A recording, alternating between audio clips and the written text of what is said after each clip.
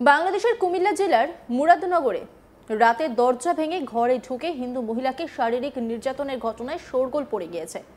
এই ঘটনার পরপরই আরও একটি ভয়ঙ্কর ঘটনা সামনে এসেছে। বাংলাদেশের বরিশালে হাইওয়ের পলিথিনে মোড়া এক মহিলাকে উদ্ধার করা হয়েছে। মহিলার হাত পা বাঁধা ছিল। অভিযোগ, সম্ভবত এই মহিলাকে শারীরিক নির্যাতনের পর হাত পা বেঁধে পলিথিনে মুড়িয়ে রাস্তায় ফেলে দিয়ে গিয়েছিল অভিযুক্তরা। ওই মহিলার শরীরের একাধিক জায়গায় আঘাতের চিহ্ন রয়েছে। সম্ভবত কোনো রাসায়নিক রড বা কিছু ঢেলে পুড়িয়ে দেওয়া হয়েছে শরীরের একাধিক জায়গা। পরপর এই দুই ঘটনায় বাংলাদেশের হিন্দুদের নিরাপত্তা নিয়ে বড়সড় প্রশ্ন উঠতে শুরু করেছে। প্রশ্ন উঠছে, হাসিনা পরবর্তী সময়ে ইউনূসের নেতৃত্বাধীন অন্তর্বর্তী সরকারের আমলে দেশে হিন্দুদের পরিস্থিতি আর কতটা ভয়াবহ জায়গায় পৌঁছবে? দেশটা কি হিন্দু শূন্য হয়ে যাবে? প্রশ্ন উঠতে শুরু করেছে। পুলিশ সূত্রে খবর, ওই মহিলা হিন্দু, হাতে শাঁখা পলা ছিল ওই মহিলার। সম্ভবত শারীরিক নির্যাতনের পর হাত পা বেঁধে পলিথিনে মুড়িয়ে ওই মহিলাকে ফেলে রেখে গিয়েছিল দুষ্কৃতীরা। যেভাবে ওই মহিলাকে উদ্ধার করা হয়েছে তাতে কিন্তু ওই মহিলার জানে শেষ হওয়ার সম্ভাবনা উড়িয়ে দেওয়া যাচ্ছে না। কার্যত কপাল জোড়ে প্রাণে বেঁচে গিয়েছেন ওই মহিলা। বর্তমানে হাসপাতালে চিকিৎসাধীন রয়েছেন তিনি। তবে বর্তমানে তার অবস্থা স্থিতিশীল বলেই জানাচ্ছেন ডাক্তাররা। শনিবার 28 জুন ভোরে বরিশাল ভোলা হাইওয়ের ধারে তালুকদারহাট এলাকা থেকে উদ্ধার করা হয়েছে ওই মহিলাকে। পথ চলতে কয়েকজন মানুষই দেখতে পান রাস্তার ধারে প্লাস্টিক বন্দি ওই মহিলা পড়ে রয়েছেন। প্রথমে ভেবেছিলেন ওই মহিলা হয়তো মারাই গিয়েছেন। পরে পুলিশ এসে দেহ উদ্ধার করতে গিয়ে দেখেন তখনও বেঁচে রয়েছেন ওই মহিলা। সঙ্গে সঙ্গে তাকে উদ্ধার করে শেরে বাংলা মেডিকেল কলেজ হাসপাতালে নিয়ে যাওয়া হয়। বর্তমানে হাসপাতালে চিকিৎসাধীন তিনি। ঘটনার তদন্ত শুরু করেছে বরিশাল বন্দর থানার পুলিশ। একদিকে কুমিল্লা ও পরে বরিশালের ঘটনায় কিন্তু বাংলাদেশের ইউনূস সরকারের আমলে হিন্দুরা সে দেশে কতটা নিরাপদ তা নিয়ে প্রশ্ন উঠতে শুরু করেছে। মোহাম্মদ ইউনূসের নেতৃত্বে অন্তর্বর্তী সরকারের আমলে কিন্তু মৌলবাদীদের বাড়বাড়ন্ত অনেকটাই বেড়েছে। যদিও ইউনূস প্রশাসন হিন্দু ও সংখ্যালঘুদের উপর অত্যাচারের বিরুদ্ধে ব্যবস্থার আশ্বাস দিয়েছে, কিন্তু কুমিল্লা ও বরিশালের ঘটনা কিন্তু চোখে আঙুল দিয়ে দেখিয়ে দিচ্ছে এই দেশে আদৌ নিরাপদ নয় হিন্দুরা। এ বিষয়ে আজ তাক বাংলার লাইভ অনুষ্ঠানে বক্তব্য রেখেছেন বাংলাদেশের বিশিষ্ট সাংবাদিক শাহিদুল হাসান খোকন। কি বলেছেন তিনি, শুনবো।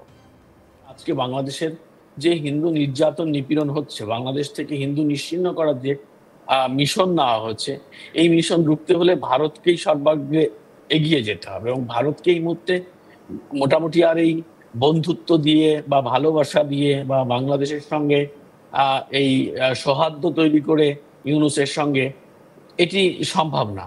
এই ইউনূস, আমি আবারও বলছি, যে নির্লজ্জ বেহায়া, তার কোনো লজ্জা নেই। লজ্জা থাকলে সে এতদিন পালিয়ে যেত। মানুষের যে বক্তব্য তাকে নিয়ে বাংলাদেশে, এইখানটাতে দাঁড়িয়ে ভারতকে বাংলাদেশের প্রতি কঠোর হতে হবে এবং বাংলাদেশের প্রতি কঠোর হতে হবে বলতে এই সরকারের প্রতি কঠোর হতে হবে, দেশের প্রতি নয়। এই ইউনূস সরকারের প্রতি তাদের কঠোর হতে হবে এবং এই হিন্দুদের রক্ষা করতে হলে ভারতকে অগ্রণী ভূমিকা নিতে হবে এবং তারা শুধু নিজেদের কূটনৈতিক তৎপরতা নয়, তাকে বিশ্ব দরবারে নরেন্দ্র মোদী সরকারকে বলতে হবে এবং ভারতের সংশ্লিষ্ট কর্তৃপক্ষকে বলতে হবে যে দেখো, বাংলাদেশ কিন্তু হিন্দুদের অধ্যুষিত একটি দেশ ছিল একটি সময়।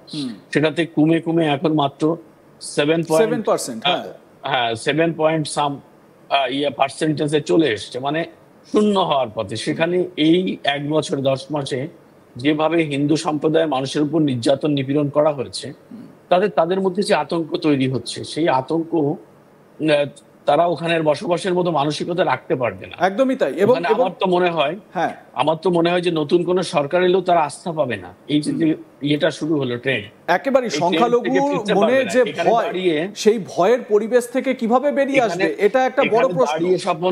এখানে দাঁড়িয়ে ভারত সরকারের কঠোর হতে হবে এই ইউনূস সরকারের বিরুদ্ধে এবং তাদেরকে আন্তর্জাতিক সম্প্রদায়ের সহযোগিতা নিতে হবে যে এই হিন্দু সম্প্রদায়ের পাশে দাঁড়ানোর জন্য ভারতকে যাতে আন্তর্জাতিক সম্প্রদায় সাপোর্ট করে।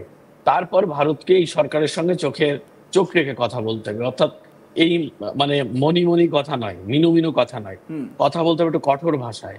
কারণ এই দেশের বাংলাদেশের এই যে আজকে যে মন্দিরের গল্পই আপনি বললেন, সেই মন্দির তো হিন্দুদের সম্পত্তি। সেই সম্পত্তিতে হিন্দুরা মন্দির রাখতে পারছে না। আজকে ঘরে ঢুকে রেপ করে তার ভিডিও ভাইরাল করা হচ্ছে। আজকে সেখানে রেপ করে নারীকে রাস্তার পাশে ফেলে দেওয়া হচ্ছে। সেখানে মানে একজন না, মানে কি বলে যে এটাকে বলে নরসুন্দর, 10 টাকার জন্য তাকে পিটিয়ে মপ তৈরি করে তাকে জেলে ভরে দেওয়া হচ্ছে, তার দোকান লুটপাট করা হচ্ছে, ভেঙে দেওয়া হচ্ছে, তার নারীদের উপর হুমকি ধামকি দেওয়া হচ্ছে, তার পরিবারকে মানে নিশ্চিহ্ন করার প্রচেষ্টা চলছে। এই যে ধারাবাহিকতা সম্ভব, এটি থামানো খুব জরুরি।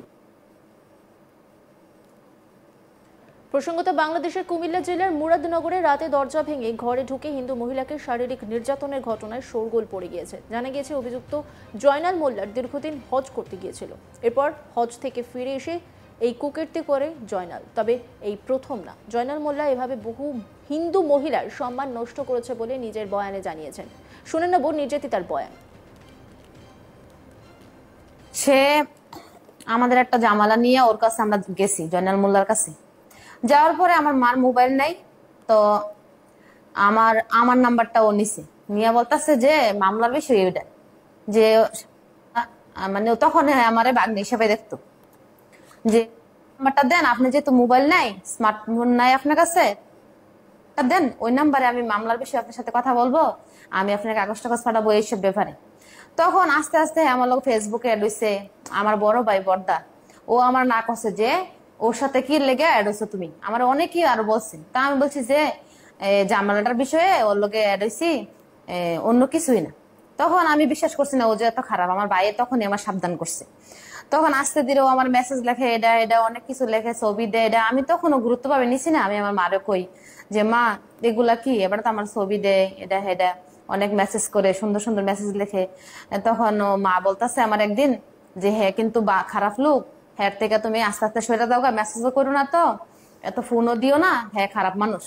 যে আমি বলতেছি যে মা আমি যদি হ্যাঁ আমি বলি যে আপনার সাথে আমি আর কথা বলবো না, এগুলো দিয়ে দেন না বললেই হ্যাঁ আমার গালিগালাজ করে, ও মানে নোংরা কথা বলে বাড়িতে এসে হাজির হয়ে যাবে। তুমি তো দেখো এটা না একটা বাহানা দিয়ে আমরা বাড়িতে এসে পড়ি, তুমি তো জানো না। তো মা বলতেছে ঠিক আছে এখন ধৈর্য ধর, এখন কিছু বলিস না, তে খারাপ লোক, আমি তো তোর আগেই বলছিলাম। এরপর এগুলা বলতে বলতে হঠাৎ একদিন বিদেশ চলে গেছে হজ করতে, হজ নাকি করবো। তো হজ করতে গেছে, তখন আমার মা বলতেছে যে এখন মকা আছে, তুই তার ব্লক দিয়ে দে, তে খারাপ মানুষ, তে যখন 2-3 মাস লেগে হজ করতে গেছে, এখন ব্লক দিয়ে দিলে এখন আর তে কিছু করতে পারবো না।